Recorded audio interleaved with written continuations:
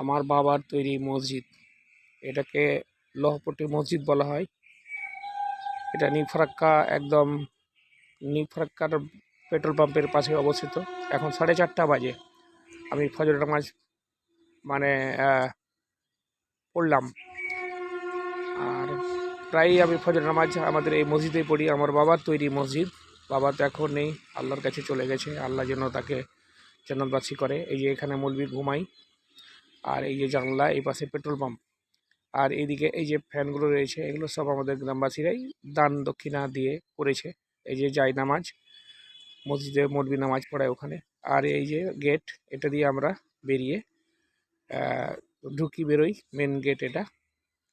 এই যে দেখুন, আমাকে ফজরের দৃশ্যটা খুব ভালো লাগে। আল্লাহ আবার নসিবে রাখে আমি প্রায় নামাজ পড়ি ফজরের সঠিকভাবে, আলহামদুলিল্লাহ।